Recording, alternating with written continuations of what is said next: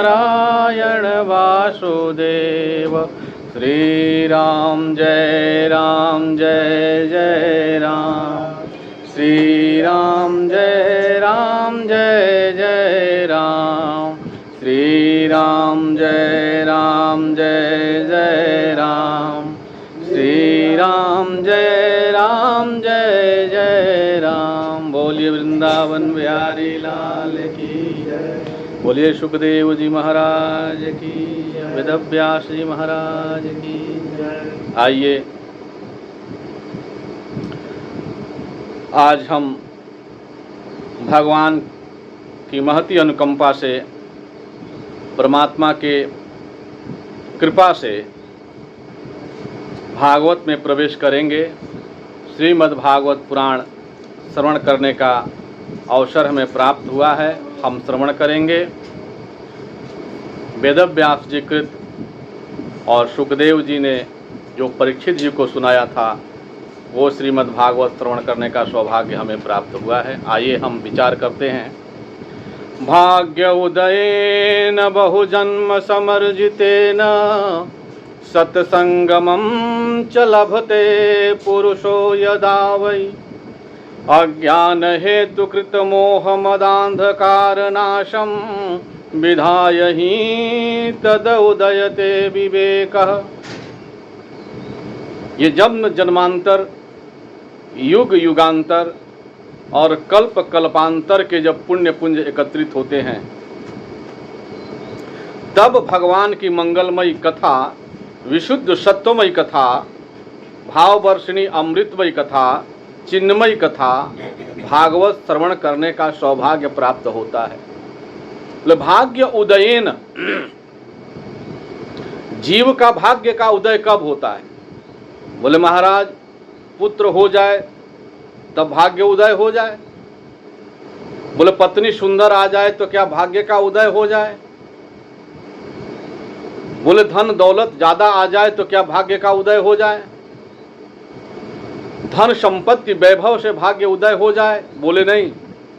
तो भाग्य का उदय कब होता है? बोले भाग्य उदयेन बहुजन्म समर्जितेन, जब बहुत जन्मों का पुण्य एकत्रित होता है।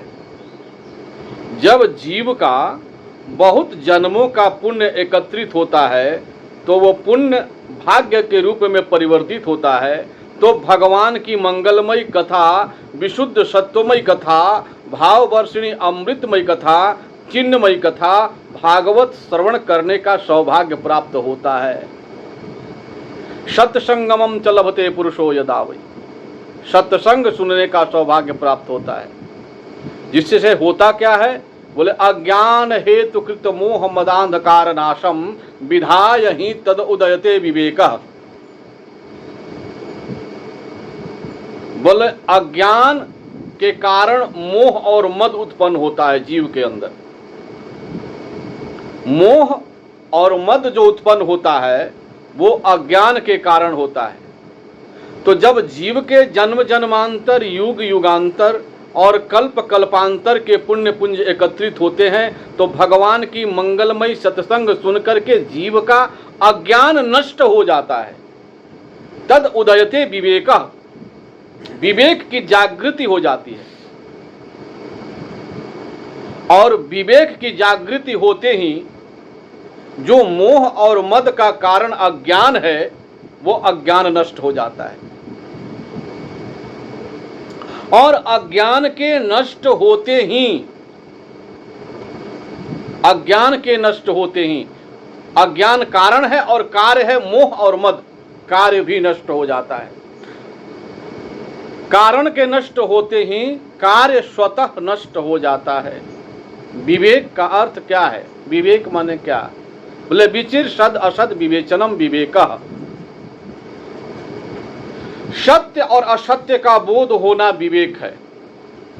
जड़ और चेतन का विवेक होना, जानना विवेक है। सत्य असत्य को जान जाना, जड़ चेतन को जान जाना, ये विवेक है। सार असार को जान जाना विवेक है। जैसे एक राजा था और एक राजा के 3 पुत्र थे। एक राजा है, उसके 3 पुत्र हैं। राजा कुछ दिन के लिए तीर्थाटन करने के लिए जाने लगा। कहा हम घर से 1-2 साल तक घर से बाहर रहेंगे। हम अभी ये निर्णय लेना चाहते हैं कि तुम लोगों में से राजा बनाने के योग्य कौन है, तीनों में से किसको राजा बनाया जाए। तो सबको राजा ने 5-5 किलो गेहूं दिया, तीनों बच्चों को राजा ने 5-5 किलो गेहूं दिया। कहा इस गेहूं को संभाल के रखना। तो एक बच्चा जो है, बड़ा वाला लड़का, पिताजी के दिए हुए गेहूं को संदूक में रख दिया। कहा कि पिताजी ने कहा है इसे संभाल के रखना, तो इसे संभाल के रखना है तो संदूक में रख दो। पिताजी जब आएंगे 7-2 साल में मांगेंगे तो दे दिया जाएगा, जैसा रहेगा वैसा दे दिया जाएगा। दूसरे बच्चे ने कहा कि महाराज पिताजी ने कहा है कि जैसा है वैसा हमें फिर दे देना, तो इस गेहूं को मैं बेच देता हूं। जब पिताजी आएंगे तो खरीद करके 5 किलो गेहूं पिताजी को दे दूंगा। परंतु तीसरा बच्चा न गेहूं को संदूक में रखा, न गेहूं को बेचा। उसने गेहूं की खेती की, उसने गेहूं की खेती की। उस 5 किलो गेहूं से बच्चे ने 1 कुंटल गेहूं, 50 किलो मान लिए गेहूं हो जाएगा, 50 किलो गेहूं उपजा लिया। और दूसरे साल उस 50 किलो से फिर 10 कुंटल गेहूं उपजा लिया। तीसरे साल उस 10 कुंटल से 50 कुंटल गेहूं उपजा लिया। 3 साल के बाद पिताजी आए, और 3 साल के बाद जब पिताजी आए तो पिताजी से कुशल मंगल पूछा बच्चों ने। राजा ने कहा हमारी तो कुशलता है, तुम ये बताओ कुशल मंगल हो। बोले हाँ पिताजी हम भी कुशल मंगल है। बड़े लड़के को बुलाया, उन्होंने कहा कि बताओ हमारी गेहूं कहाँ है, हम तुम्हें गेहूं दिए थे। बड़े लड़के ने जब संदूक खोलकर देखा तो गेहूं खत्म हो चुका था, घून लग गया था गेहूं में, भाव हो गया था गेहूं। ले जा करके दिया पिताजी को। पिताजी ने कहा कि बेटा ये तो गेहूं खत्म हो गया, हमने कहा था जैसा मैं दे रहा हूं वैसा हमें देना, परंतु तुम जैसा था वैसा रख नहीं पाए, गेहूं तो खत्म हो गया है। दूसरे लड़के से पूछा तुम्हारा गेहूं कहाँ है। दूसरे लड़के ने कहा महाराज गेहूं तो है, खरीद कर लाया, 5 किलो गेहूं दे दिया। बोले ठीक है, तुम 5 का 5 हमें दे दिए। तीसरे से पूछा बेटा तुम्हारा गेहूं कहाँ है। तीसरे ने कहा पिताजी चलिए हम आपको दिखाते हैं आपका 5 किलो गेहूं कहाँ है। ले गया तो दिखाया तो 10 बीघा में गेहूं लहलहा रहा है, 10 बीघा में गेहूं का खेती लहलहा रहा है। बोला पिताजी देखिए ये आपके 5 किलो गेहूं लहलहा रहे हैं, 10 बीघा में गां लहा रहे हैं। पिता प्रसन्न हो गया, बोला ये राजा बनने योग्य है। विवेक की जागृति हो जाएगी तो विवेक में बढ़ने की संभावना है, आगे बढ़ने की संभावना है विवेक में। तो विचिर सद असद विवेचनम विवेक, विवेक के द्वारा ये जीव परमात्मा स्वरूप को प्राप्त कर सकता है, देवत्व को प्राप्त कर सकता है विवेक के माध्यम से। और इस प्रकार से भागवत में सबसे पहले कहा कि भाग्य उदयेन बहुजन्म समर्जितेन सत्संगमम च लभते पुरुषो यदा वै अज्ञान हेतु कृत मोह मदांधकार नाशम विधाय ही तद उदयते विवेकः। जब जीव का भाग्य उदय होता है तो उसके जीवन में सत्संग की प्राप्ति होती है, और सत्संग की प्राप्ति होती है तो उसे विवेक की जागृति होती है, और जब विवेक की जागृति होगी तो उसका अज्ञान मिट जाएगा, और अज्ञान मिटते ही मोह और मद उसका मिट जाएगा। इत्युद्धौ वचः श्रुत्वा प्रभासे चिंतयद हरि। एक बार प्रभास क्षेत्र में उद्धव जी बैठे हुए हैं, एक बार उद्धव जी प्रभास क्षेत्र में बैठे हुए हैं और मैत्रेय जी से पूछते हैं कि हे प्रभु, परमात्मा श्री कृष्ण अपने लीला का संवरण करके जब इस धरा धाम को छोड़ करके जाएंगे तो धर्म किसके शरण में जाएगा? धर्मः कम शरणम गतः। तो मैत्रेय जी के माध्यम से भगवान श्री कृष्ण भी इसका उत्तर देते हैं। कहते हैं कि आज से पहले जब भी भगवान श्री कृष्ण शरीर का परित्याग किए तो वो बैकुंठ धाम में गए, कभी शरीर का परित्याग करके, कभी साकेत धाम में गए शरीर का परित्याग करके, कभी गोलोक धाम में गए शरीर का परित्याग करके। लेकिन अब की बार भगवान श्री कृष्ण जब शरीर का परित्याग करेंगे, अपने लीला का संवरण करेंगे, तो कहते हैं तिरोधाय प्रविष्टोयम श्रीमद् भागवतार्णवम। अब की बार परमात्मा शरीर छोड़कर वैकुंठ धाम में नहीं जाएंगे। अब की बार परमात्मा शरीर छोड़ करके साकेत धाम में नहीं जाएंगे। अब की बार परमात्मा शरीर छोड़ करके गोलोक धाम में नहीं जाएंगे। कहाँ जाएंगे? बोले तिरोधाय प्रविष्टोयम। कहाँ? तेने भागवत कहते तिरोधाय प्रविष्टोयम श्रीमद् भागवतार्णवम। अब की बार सीधे परमात्मा शरीर का परित्याग करके श्रीमद् भागवत महापुराण में प्रवेश कर जाएंगे। बोले वही तेने अभांगमयी मूर्ति प्रत्यक्षा वर्तते हरे। भागवत माने साक्षात भगवान, भागवत माने साक्षात भगवान की मूर्ति, शब्दमयी मूर्ति ही भगवान की भागवत है। वांगमयी मूर्ति ही भगवान की, वांगमयी मूर्ति ही भागवत है। जिसमें भगवान प्रवेश कर गए वो भागवत है। और भागवत का अर्थ होता है भा मने भक्ति, ग मने ज्ञान, वो मने वैराग्य और त मने तन्मय कर देने वाला जो साधन है जीव का, वो भागवत है। भा मने ज्ञान, दूसरे अर्थों में भा मने ज्ञान, वो मने वैराग्य, ग मने ज्ञान और त मने तन्मय कर देने वाला जो साधन है वो भी भागवत है। भा मने प्रकाश में जो रत करने वाला साधन है वो भी भागवत है। इस प्रकार से भगवान तेने अवांगमयी मूर्ति प्रत्यक्षा वर्तते हरे, परमात्मा श्री कृष्ण सीधे भागवत में प्रवेश कर गए। और वो भागवत के शरण में जो जाता है तो जीव का कल्याण हो जाता है। इदम भागवतम नाम प्रोक्तम ब्रह्म सम्मितम, कहते ये श्रीमद् भागवत उसी का नाम है। और उसी श्रीमद् भागवत में ज्ञान विरागा नाम, ज्ञान भक्ति ज्ञान विरागा नाम स्थापनाय प्रकाशितम, भक्ति ज्ञान और वैराग्य को स्थापित करने के लिए श्रीमद् भागवत महापुराण की स्थापना की गई। भक्ति ज्ञान वैराग की स्थापना करने के लिए श्रीमद् भागवत महापुराण की स्थापना की गई। और भागवत माने भगवान का हो जाना, भागवत माने भगवान का, जो भगवान का हो गया वो भागवत है। भगवत माने परमात्मा, भगवत माने परमात्मा और भागवत माने भक्त, भागवत माने भक्त। जो भगवान का हो गया वो भागवत हो गया।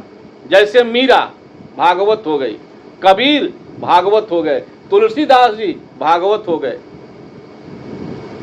वो साक्षात भागवत रूप है। भागवत माने भक्त होता ही है।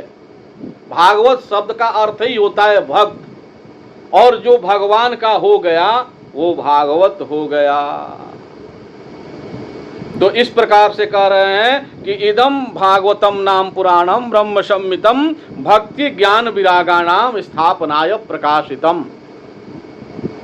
भक्ति ज्ञान और वैराग्य की स्थापना के लिए श्रीमद् भागवत महापुराण की रचना वेद व्यास जी ने की। कह रहे हैं कि प्रविष्टः कर्णरंध्रेण स्वानां भावसरोरुहम्। परमात्मा ये भागवत भगवान आपके हृदय में कैसे प्रवेश करे? ये भागवत भगवान आपके हमारे हृदय में कैसे प्रवेश करे? तो भागवत भगवान के हृदय में प्रवेश करने का एक रास्ता है। बोले क्या?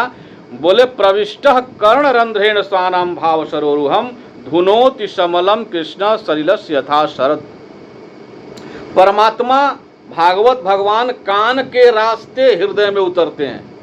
प्रविष्टः कर्णरंध्रेण, कान के रास्ते हृदय में परमात्मा उतरते हैं और जीव के हृदय की मलिनता को दूर कर देते हैं। धुनोति समलम, मल को धो देते हैं। धुनोति समलम, परमात्मा मल को धो देते हैं। कहते कृष्णा सलिलस्य यथा शरद, जैसे बरसात का जल गंदा हो जाता है वैसे, और ठंडा के दिन में, शरद के दिन में वही बरसात का जल स्थिर होकर के एकदम सुंदर हो जाता है,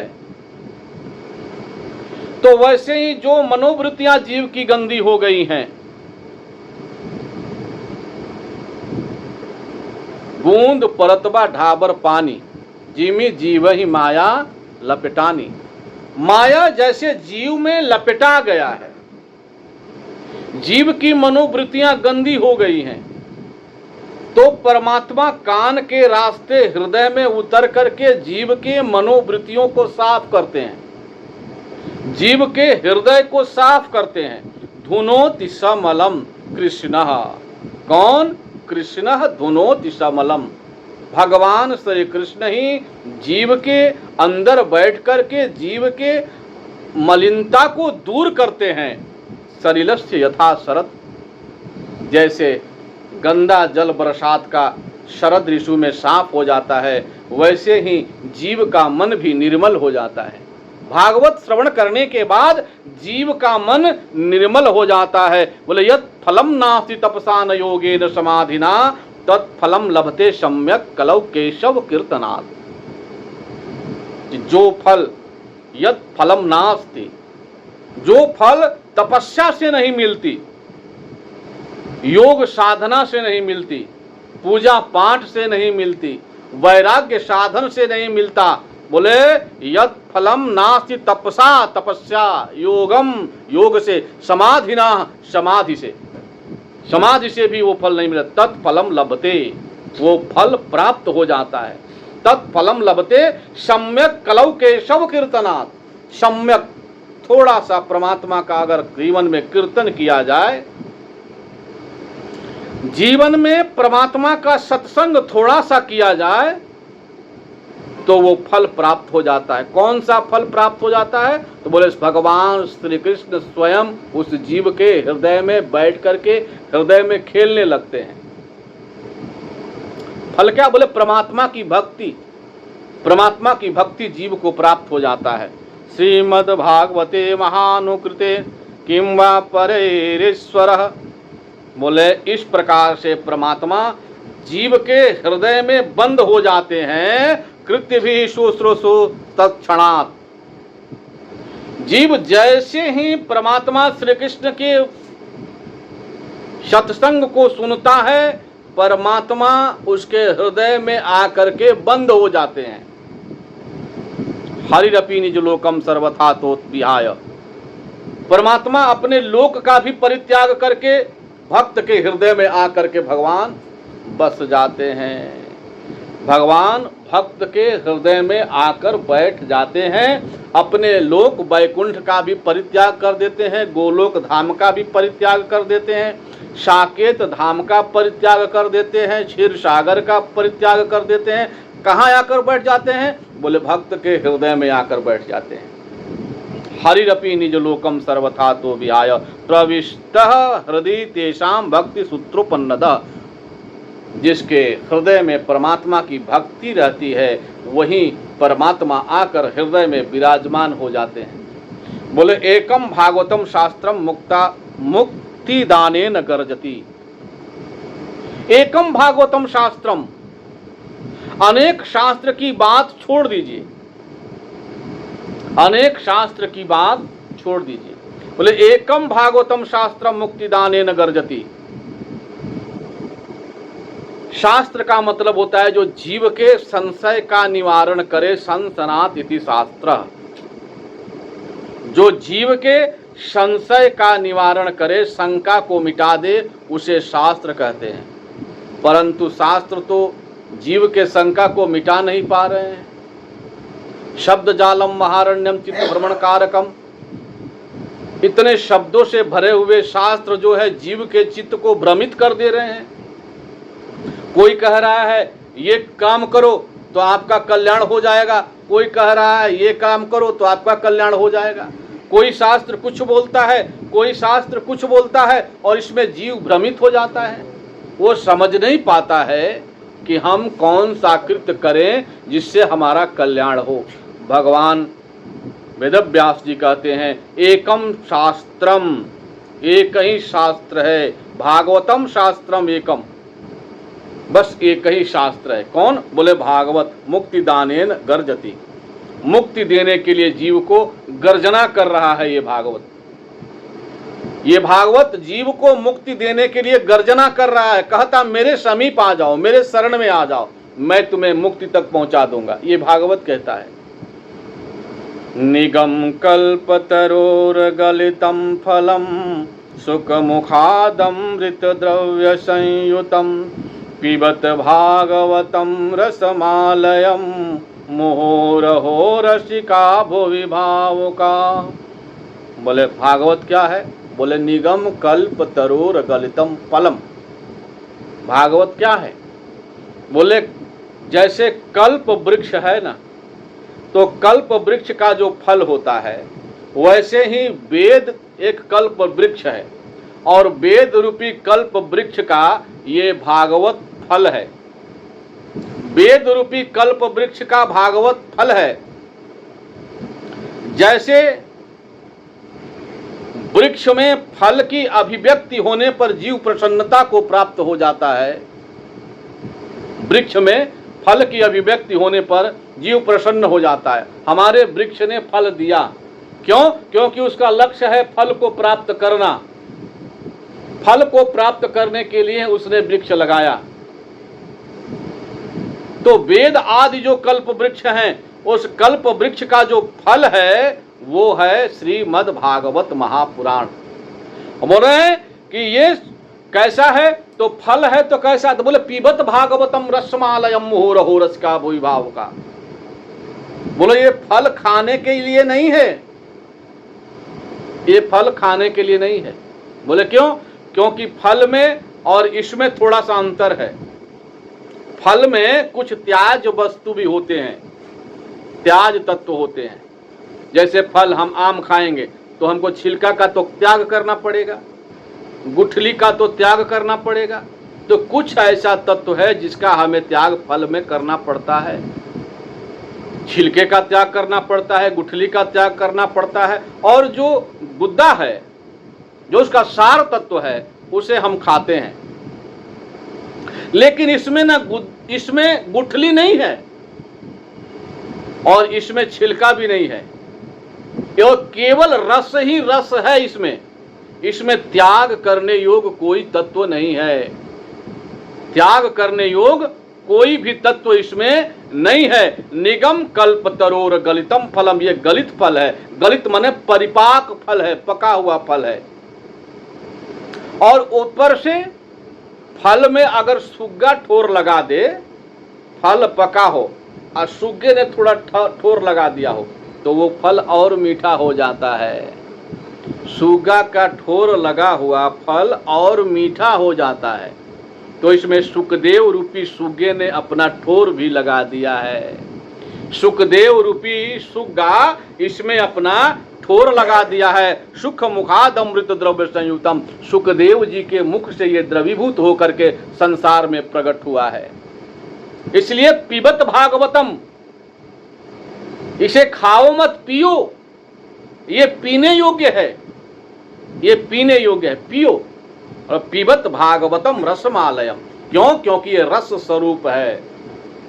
ये रस ही है और जीवन में पीने योग्य है। किसी ने कहा महाराज तो कितना दिन पिए? किसी ने कहा कि महाराज आप पीने के लिए कह रहे हैं तो कितना दिन पिया जाए? तो बोल रहे मुहू रहो रस का विभाव का। मुहू रहो का मतलब होता है जीवन पर्यंत पियो।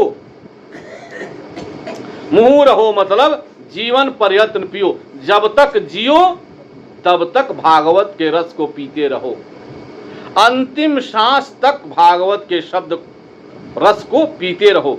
क्यों कि भागवत ही कहता है कि मैं आपको मुक्ति के साधन तक पहुंचा देने में सामर्थ्यवान हूं। आइए श्रीमद् भागवत महापुराण के प्रथम स्कंद के प्रथम श्लोक से अब श्रीमद् भागवत महापुराण शुरू करते हैं। सच्चिदानंद रूपाय विश्वोत्पत्त्यादि हेतवे तापत्रय विनाशाय श्री कृष्णाय वयं नुमः। करें परमात्मा का स्वरूप बताया, सत चित आनंद स्वरूप परमात्मा का है और परमात्मा का स्वरूप तीन है। सत्य स्वरूप परमात्मा, चित्त स्वरूप परमात्मा और आनंद स्वरूप परमात्मा। परमात्मा के तीन कार्य को बताया। विश्वोत्पत्त्यादि हेतवे, विश्व को उत्पन्न करना, विश्व का पालन करना और विश्व का संहार करना, ये परमात्मा के तीन कार्य हैं। और परमात्मा त्रैतापों का नाश भी करते हैं। तीन चीजों का परमात्मा नाश कर देते हैं। तापत्रय विनाशाय श्री कृष्णाय वयं नुमः। तीन चीज का परमात्मा नाश कर देते हैं। बोले दैहिक दैविक भौतिक ताप का परमात्मा नाश कर देते हैं। उस श्री कृष्ण भगवान को हम लोग प्रणाम करते हैं। कौन कौन? बोले श्रोता और वक्ता दोनों मिलकर के प्रणाम करते हैं। बोलो सच्चिदानंद भगवान की जय। परमात्मा के तीन स्वरूप कौन कौन से? बोले सत्य चित्त और आनंद। परमात्मा के तीन स्वरूप कौन से? बोले सत्य स्वरूप परमात्मा। सत्य क्या है? सत्य क्या है? पहले विचार करें सत्य क्या है। जो त्रिकालाबाधित तत्व है वो सत्य है। जो तीनों काल में एक रस रहने वाला है वो सत्य है। जो अपने सत्ता से कभी च्युत नहीं होता, नीचे नहीं गिरता, वो सत्य है। और सत्य की तीन अवस्थाएं हैं। सत्य की तीन अवस्थाएं। पहला प्रातिभाषिक सत्य, दूसरा व्यवहारिक सत्य। प्रातिभाषिक सत्य, दूसरा व्यवहारिक सत्य, इस प्रकार से तीसरा बोले। आइए विचार करते हैं पहले एक पर। प्रातिभाषिक सत्य क्या है? प्रातिभाषिक सत्य मतलब रस्सी में सर्प का दिखना प्रातिभाषिक सत्य है। रस्सी में सर्प का दिखना प्रातिभाषिक सत्य है रस्सी, पर रस्सी के अज्ञान से, अंधेरे के कारण हमें सर्प का भ्रम हो रहा है। तो रस्सी के अज्ञान जब तक बने रहेंगे तब तक सर्प का भ्रम मिटेगा नहीं, और जब तक सर्प का भ्रम मिटेगा नहीं तब तक भय मिटेगा नहीं।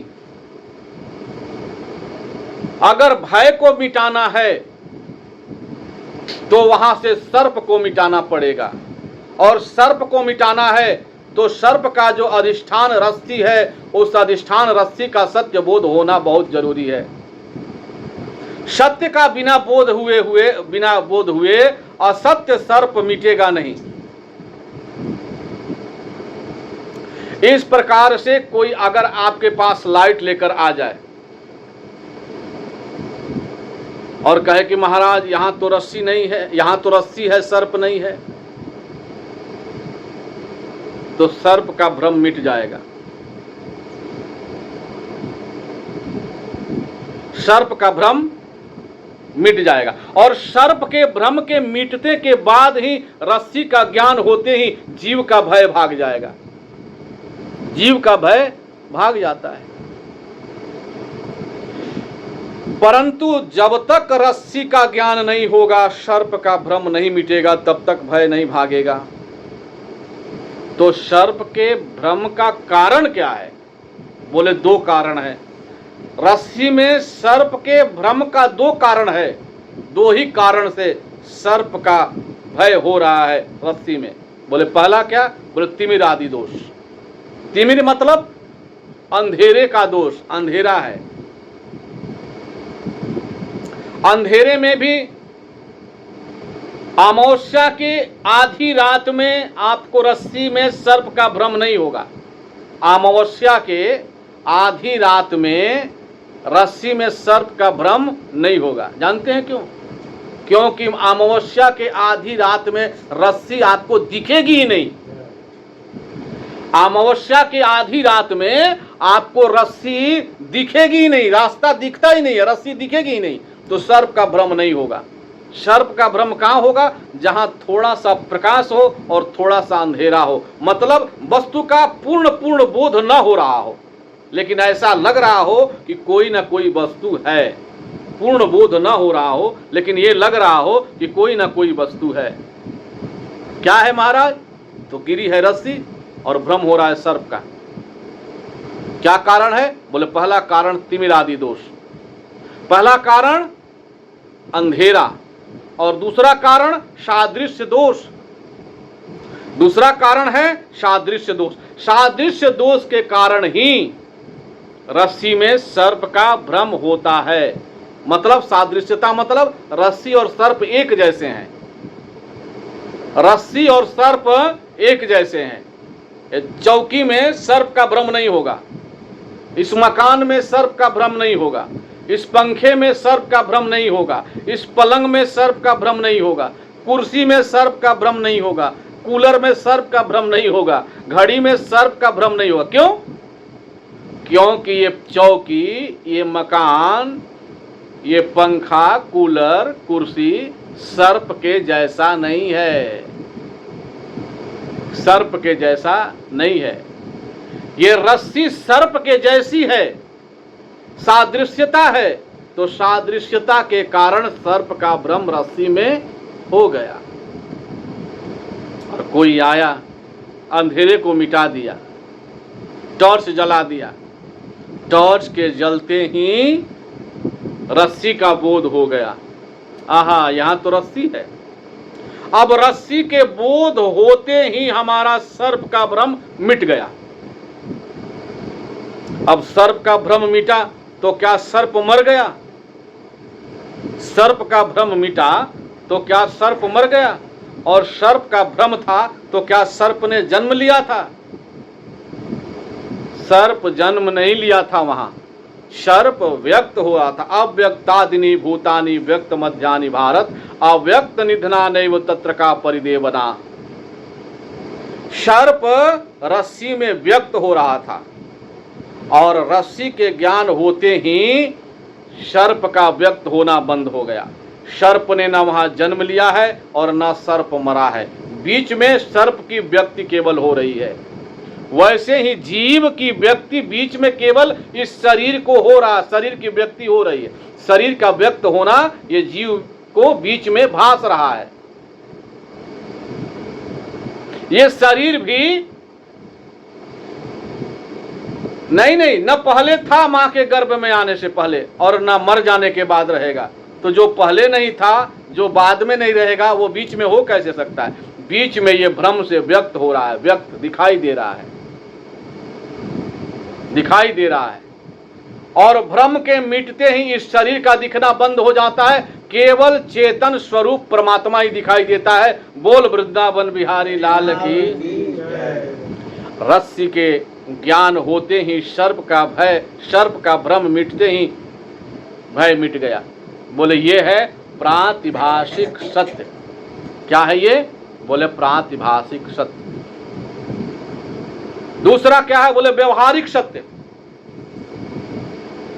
व्यवहारिक सत्य, व्यवहार काल में जो असत्य है वो सत्य सा प्रतीत हो रहा है, उसे मैं सत्य ही मानता हूं, उसे मैं सत्य ही मानता हूं, है असत्य पर मानता हूं सत्य। वो मिटता नहीं, वो मिटता नहीं। रजत शीप मह भास जिमि जथा भानु कर बार, यद्यपि मृखा तिहु काल मह भ्रम न सकई को टार। को टार, कोई नहीं टार सकता इस भ्रम को, मिटा नहीं सकता।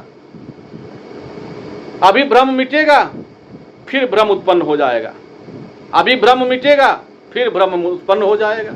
भ्रम का मिटना और बनना चला रहता है, कोई इस भ्रम को मिटा नहीं सका आज तक। बोले इस प्रकार से पिता पिता है, माता माता है, तो पिता को पिता मानना, माँ को माँ मानना, बहन को बहन मानना, दुकान को दुकान मानना, मकान को मकान मानना, ये व्यवहारिक सत्य है। इस प्रकार से परमात्मा कहते हैं, परमात्मा सत्य स्वरूप है, परमात्मा चित्त स्वरूप है, परमात्मा आनंद स्वरूप है। आज भागवत की जी का पहला श्लोक, सच्चिदानंद रूपाय विश्वोत्पत्त्यादि हेतवे तापत्रय विनाशाय श्री कृष्णाय वयम नुमः पर हम विचार संक्षेप में किए हैं। कल इस पर फिर बृहद से हम विचार करेंगे। आज बस यहीं तक। अनंत कोटि ब्रह्मांड नायक असरण शरण दीनानाथ दीनबंधु अकारण करुणा वरुणालय भक्तवांछा कल्पतरु परमात्मा श्री कृष्ण चंद्र के चरण कमलों में मैं अपने प्रवचन पुष्पांजलि को समर्पित करता हूँ। श्री कृष्ण गोविंद हरे मुरारे, हे नाथ नारायण वासुदेव। श्री कृष्ण गोविंद हरे मुरारे, हे नाथ नारायण वासुदेव। हे नाथ नारायण वासुदेव, हे नाथ नारायण वासुदेव। बोलिए वृंदावन बिहारी लाल की। शंकर